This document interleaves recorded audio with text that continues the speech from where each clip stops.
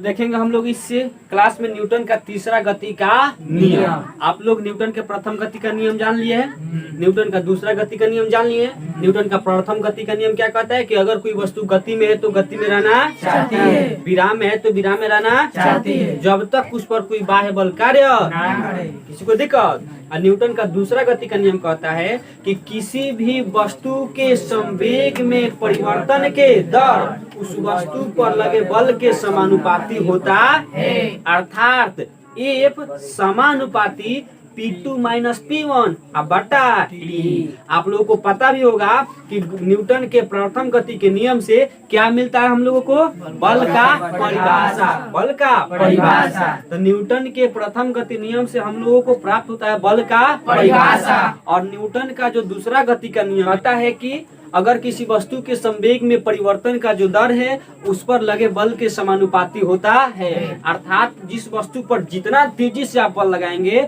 उस वस्तु के संवेग में परिवर्तन उतना ही तेजी से होगा। तो न्यूटन के द्वितीय नियम से हम लोग को क्या प्राप्त होता है, बल का सूत्र, बल का सूत्र। प्रथम नियम से बल का परिभाषा, दूसरे नियम से बल का सूत्र। तो चलिए अब हम लोग स्टार्ट करते हैं न्यूटन के गति का। न्यूटन के गति का तीसरा नियम है ना, उसमें दो वस्तु होंगी। कितने वस्तु? देखिए, एक वस्तु द्वारा इधर देखो, एक वस्तु द्वारा दूसरी वस्तु पर लगाए गए बल का परिमाण दूसरी वस्तु द्वारा प्रथम वस्तु पर लगाए गए बल के परिणाम के बराबर परंतु विपरीत दिशा में होता है। नहीं समझ में, किसी को नहीं समझ में। फिर से देखो, न्यूटन का जो तीसरा गति का नियम है वह कहता है कि प्रत्येक क्रिया के बराबर विपरीत प्रतिक्रिया, प्रत्येक क्रिया के बराबर। न्यूटन का तृतीय गति नियम कहता है कि प्रत्येक क्रिया मतलब कि प्रत्येक रिएक्शन प्रत्येक क्रिया के बराबर, प्रत्येक क्रिया के बराबर तथा विपरीत, बराबर तथा विपरीत प्रतिक्रिया, विपरीत प्रतिक्रिया, विपरीत प्रतिक्रिया, ये कहता है न्यूटन का तीसरा गति का नियम। समझिएगा, अगर मान लीजिए कोई भी चीज है, सपोज मानिए कि ये किताब ही है, किताब है ना। अच्छा, इस किताब को उठाने के लिए मान लो कि हम उठा लिए, गिल वाला धोना लिए, मान लो कि इसको हम रख लिए ना, तो ये जो हमारा सर है, हमारा मुड़ी है, कपार, ये बल लगा रहा है किताब पर बल लगा रहा है ना, तब ना किताब को ऊपर उठा ले रख ले। और जितना बल ये लगा रहा है ऊपर, उतना ही बल ये भी लगा रहा है हमारे मुड़ी के ऊपर। समझ में आ गया ना। तो क्रिया ऊपर से प्रतिक्रिया, क्रिया और प्रतिक्रिया। याद रखना है कि क्रिया प्रतिक्रिया कभी भी एक ही वस्तु पर नहीं लगता है। समझ में आ गया ना। सपोज दैट कोई भी, अच्छा बैलून आप लोग लिए ना, गुब्बारा किसी के पास है क्या? किसी के पास नहीं है। चलो समझो, जो गुब्बारा है, गुब्बारा को हम लोग हवा भर देते हैं, फूल जाता है। तो जब गुब्बारा को फूल जाता है ना, तो जब देखिएगा उसमें से हवा निकलता है तो क्या होता है, जो बैलून है, बैलून दाब डालेगा हवा पर और हवा भी दाब डालता है बैलून पर। समझ में आ गया ना। तो जैसे जैसे बैलून दाब डालता है हवा पर, हम लोग बंद रखते हैं, तो और जैसे जी बैलून का मुंह हम लोग खोल देते हैं, जैसे बैलून का मुंह खोल देते हैं तो फिर हवा निकलने लगता है बाहर, और हवा उल्टा लगाने लगता है किस पर, बैलून पर। तो हवा निकलता है यहाँ से, बैलून भाग जाता है कहाँ, पीछे। देखें आप लोग ऐसे बैलून पीछे भागता है, ये क्यों? न्यूटन के तीसरा गति नियम। किसके फॉलो करता है? न्यूटन का तीसरा गति। समझ में आ गया? किसी को दिक्कत? और आगे बढ़ा जाए। पहले धनकुट्टी वाला आता था तो देखते थे, अभी तो रखा है मशीनवा। पहले कांटा रखता था, एगो रखता था रसरी, उनमें फंसा देता था ऐसे, और दूगो ऐसे टांग लेता था, टांगता था ना। तब यहाँ एगो मशीन होता है, बता देता था।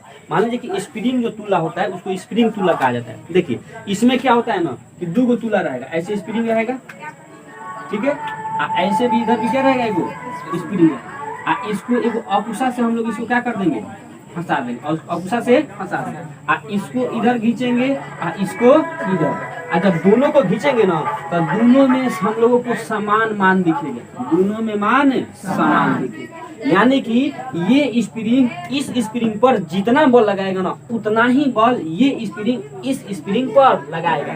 लेकिन परिणाम तो दोनों का बराबर है, लेकिन दिशा दोनों का उल्टा।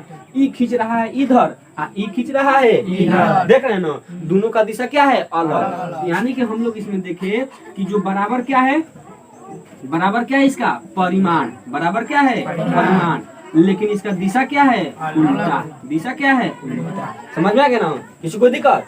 तो न्यूटन का तीसरा गति नियम क्या कहता है? प्रत्येक क्रिया के बराबर तथा विपरीत प्रतिक्रिया। समझ में आ गया ना? रिएक्शन इधर से होगा रिएक्शन और उधर से होगा क्या होगा? रिजेक्शन। समझ में आ गया ना? मतलब क्रिया और ऊपर से क्रिया और प्रतिक्रिया। समझ में आ गया ना? किसी को दिक्कत? और आगे बढ़ा जाए, इससे कुछ उदाहरण देख लिया जाए।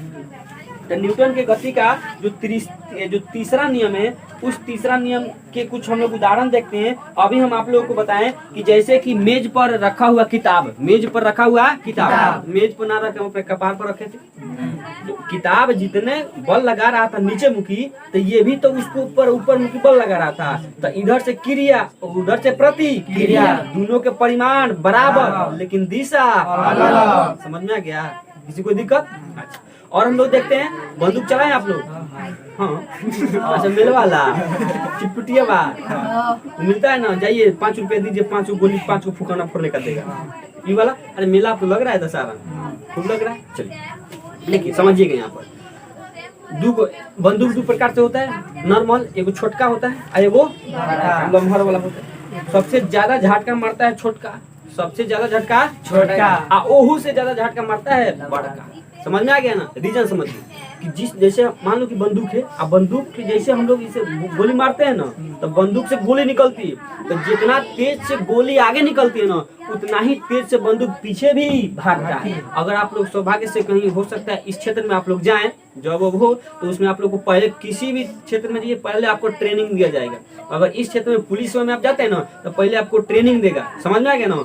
अरे अभी एगो दरोगा बनी थी एक लड़की, BPA Bihar police academy Rajgir में उसका ट्रेनिंग हो रहा था, उसका वीडियो वायरल हो रहा है। उसको जब दिया गया ना शूटिंग के लिए, तो ऐसा ना मारी है ना कि मतलब जितना तेज मारिएगा ना, तो जितना तेज से आगे गोली निकलेगा ना, उतना ही तेज से बंदूक पीछे हटेगा। और इतना तगड़ा एकदम पीछे से धक्का मारा कि बंदूक पीछे चल गई और उसको चोट भी लगा होगा सीना में, बहुत भयानक चोट लगा। समझ में आ गया ना? तो पहले छोटका दिया जाता है, गुलगुल वाला छोटका, उसमें दीजिए मारिए। समझ में आ गया ना? तो यहाँ पर समझने वाली क्या चीज है कि बंदूक चलाते समय जितना तीव्रता से गोली आगे जाती है, उतना ही तीव्रता से बंदूक भी पीछे झटका मारता है। ये कौन से गति का नियम है? न्यूटन के गति का तीसरा। जितना क्रिया हुआ उतना ही प्रतिक्रिया। समझ में आ गया ना? किसी को दिक्कत? रॉकेट जाता है, अभी गया था चंद्रयान 3, PSLV GSLV ये सब गया था ना, तो उसमें से नीचवा एगो खोखा था, जैसे होता है ना, ऐसे ही ना होता है, आगे से ऐसे ही अगवा होता है और नीचवा ये मुंह बना देगा। समझ में आ गया ना? मुंह से क्या निकलेगा? देखिएगा धुआं। सतीश धवन अंतर्राष्ट्रीय प्रक्षेपण केंद्र वहाँ आंध्र प्रदेश देखे होंगे ना, वीडियो बहुत ज्यादा वायरल हो रहा था। तो यहाँ से खूब तेजी से एकदम धुआं निकल रहा है, और उतना ही तेजी से रॉकेट फिर वहाँ से प्रक्षेपित हो गया, आगे निकल गया आसमान। रीजन क्या है?